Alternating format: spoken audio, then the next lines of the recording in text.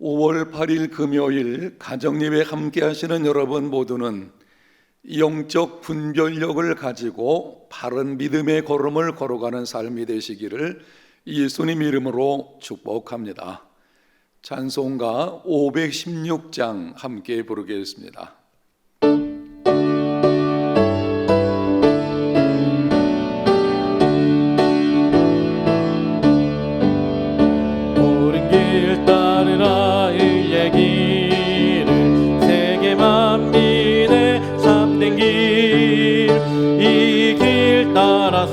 살 길을 온 세계에 전하세. 만 백성이 나갈 길 어두운 밤 지나고 동뜬다. 환한 빛 보아라 저 빛. 주 예수의 나라 이 땅에 곧 오겠네 오겠네. 예수 따르라 승리의 주. 세계 만민이 나갈 길과 진리요 참 생명. 내 찬송을 부수고 다 따르라와 평화. 어두운 밤 지나고 동뜬다. 환한 빛 보아라 저 빛.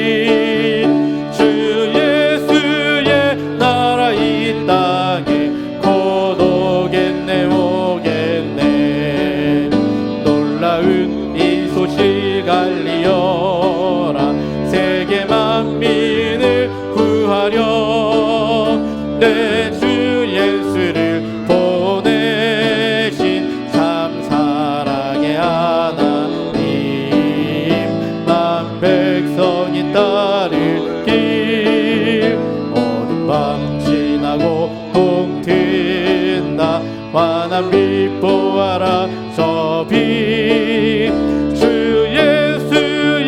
나라 이 땅에 곧 오겠네 오겠네. 고난 길 헤치고 찾아온 길 많은 백성을 구한 길 모두 나와서 믿으면 온 세상이 마침내 이 진리에 살겠네.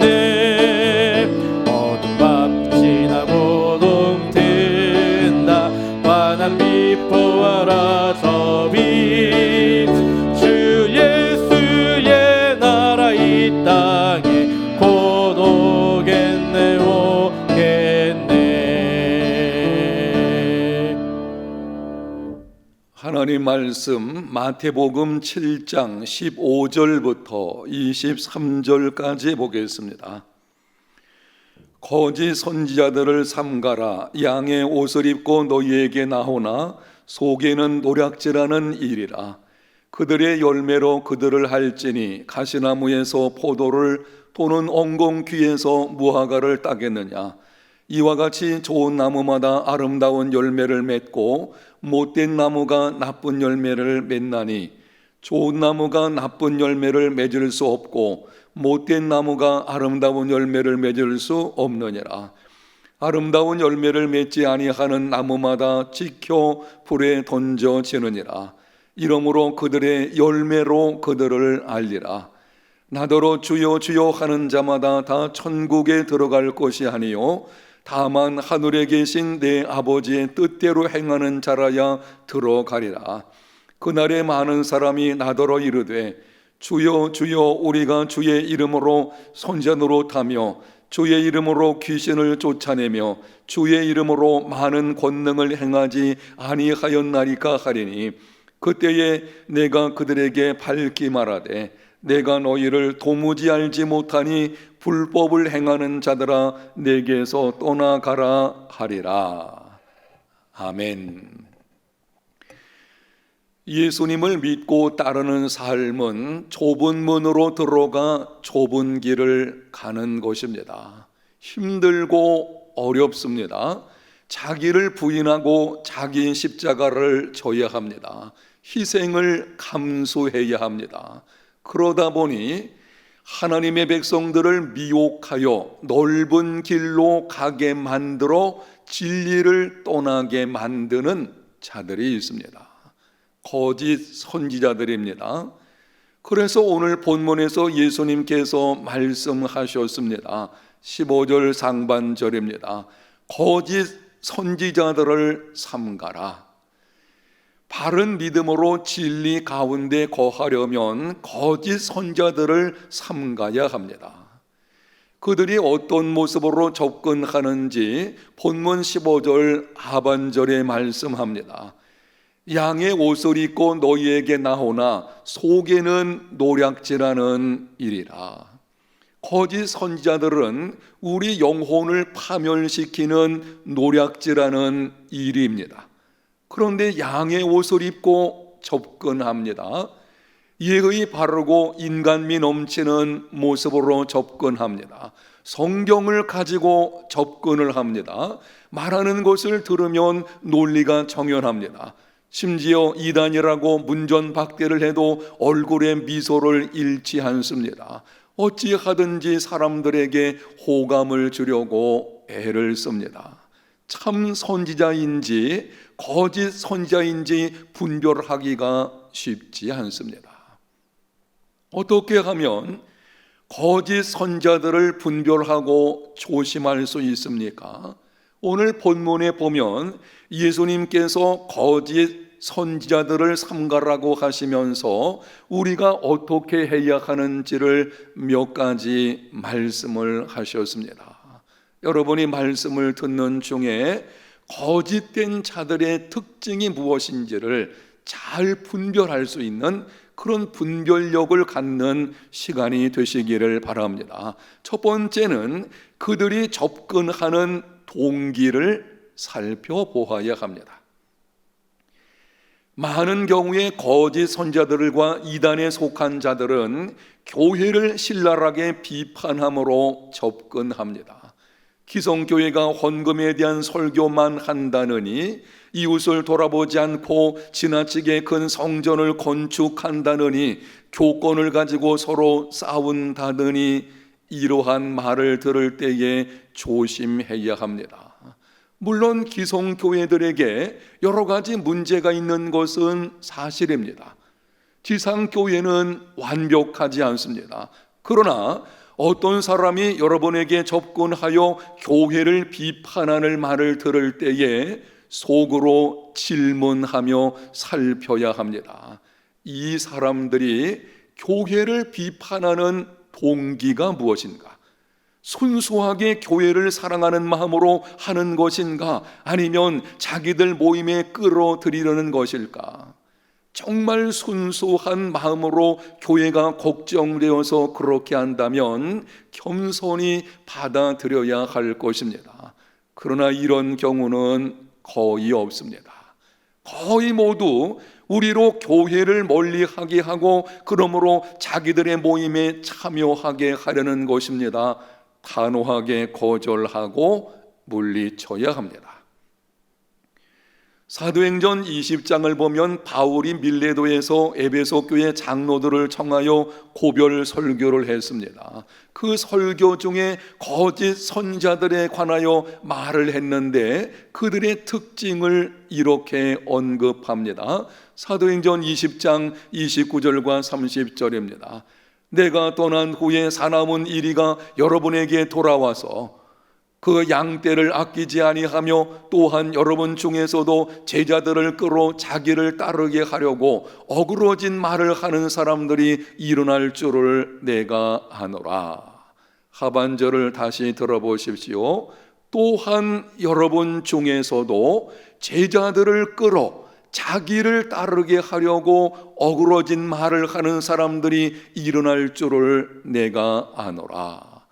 거짓 선지자들이 접근하는 이유는 자기를 따르게 하려는 것입니다. 참 선지자는 자신을 내세우지 않습니다. 오직 예수님만 증거하고 택하신 백성들을 주님께 인도하기를 심습니다. 그들이 내게 접근하여 말하는 동기가 무엇인지를 살펴보십시오. 두 번째는 그들에게 있는 열매를 살펴보아야 합니다. 본문 16절에 이렇게 말씀합니다. 그들의 열매로 그들을 알지니 가시나무에서 포도를 또는 엉겅퀴에서 무화과를 따겠느냐. 20절 말씀에 이러므로 그들의 열매로 그들을 알리라. 가시나무에서 포도가 열릴 수 없고 엉겅퀴에서 무화과를 딸 수 없습니다. 좋은 나무가 아름다운 열매를 맺고 못된 나무가 나쁜 열매를 맺는 것입니다. 그 나무의 본질이 무엇인가가 그 열매를 결정하고 열매를 보면 그 나무를 알 수 있습니다. 마찬가지로 그 사람이 어떤 사람인가는 말하는 것이나 행하는 것을 보면 알 수 있습니다. 사람의 속에 있는 것이 밖으로 나오는 것입니다. 사람 되면 속일 수 없습니다.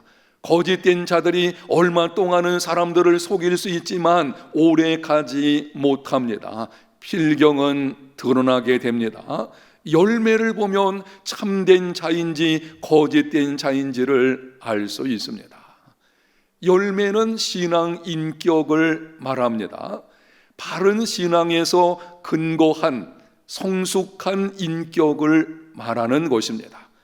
예수님께서 산상수훈 첫 부분에서 말씀하신 8가지 신앙 인격을 말하는 것이요, 갈라디아서 5장 22절 이하에 나오는 성령의 9가지 열매를 말하는 것입니다. 예를 들면 참 선지자들은 심령이 가난합니다. 시간이 흐를수록 가르치면 가르칠수록 능력을 행하면 할수록 더욱더 겸손히 자신을 낮춥니다. 그러나 거짓된 자들은 자신을 과시합니다. 자신만이 특별 계시를 받았다고 합니다. 자신이 가르치는 내용만 참 진리라고 합니다. 자신이 가르치는 곳에 와야만 구원을 받을 수 있다고 합니다. 그러다 보니 자신을 하나님 위치에 올려놓습니다. 자신을 보혜사라고 하고 자신을 재림주라고 말하기도 합니다. 열매로 그들을 알 수 있습니다. 세 번째는 영적 분별력을 가져야 합니다.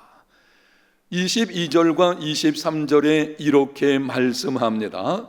그날에 많은 사람이 나더러 이르되 주여 주여 우리가 주의 이름으로 선자 노릇하며 주의 이름으로 귀신을 쫓아내며 주의 이름으로 많은 권능을 행하지 아니하였나이까 하리니 그때에 내가 그들에게 밝히 말하되 내가 너희를 도무지 알지 못하니 불법을 행하는 자들아 내게서 떠나가라 하리라. 놀라운 말씀입니다.